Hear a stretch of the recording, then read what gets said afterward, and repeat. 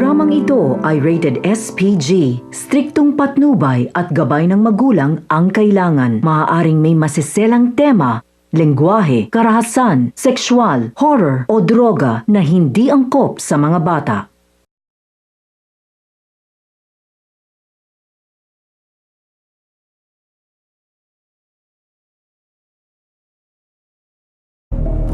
Ang pamahalaan o gobyerno ay isang organisasyon na may kakayanan na gumawa at magpatupad ng batas sa isang nasasakupang teritoryo. Maaari din na ang kahulugan ng pamahalaan bilang isang pampolitika na pamamaraan ng paglikha at pagpatupad ng batas, kadalasan sa pamamagitan ng burokrasyang hierarkiya.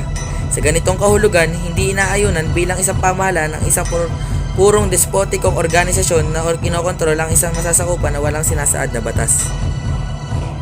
Gaya na nga lang ng mga batas ng pamahalaan, ipinagbabawal din nila ang paggamit ng bawal na gamot. Ang pinagbabawal ng mga gamot o illegal na mga droga ay tumutukoy sa anumang sangkap, hindi kasama ang tubig at mga pagkain, na nakakapagpabago sa takbo ng kaisipan ng mga tao at katawan din ng tao. Maaaring makaapekto ang droga sa isip lamang ng katawan ng tao, subalit maaaring parehong maapektuhan ang mga ito. Sa malawakang kahulugan, kinabibilangan ang mga bawal na gamot na mga produktong drogang may kafeina, tabako, mga nalalanghap na sangkap o mga inhalante. Ang mga marijuana o cannabis, heroina at mga steroid ay nasasangkap nito. Subalit mayroon sa mga ito ang may kakakibat na mga katangian, nakakaakit o nakakalikha o pagkakalulong o hindi maiiwasan at hindi mapipigil na paghahanap ng mga taong nakagamit o gumagamit ng mga ito.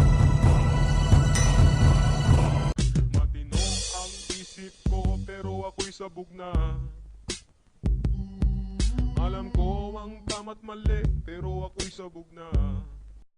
Ayon sa Batas Republika bilang 9165, ang mahuhuling gumagamit nito ay maaaring makakulong ng panghabang buhay. Imbog sa operasyon ng mga otoridad sa Maynila ang 3 sangkot umano sa talamak na bentahan ng ilegal na droga. Nagtangkapang tumakas ang isa sa kanila kahit hawak na ng mga pulisya.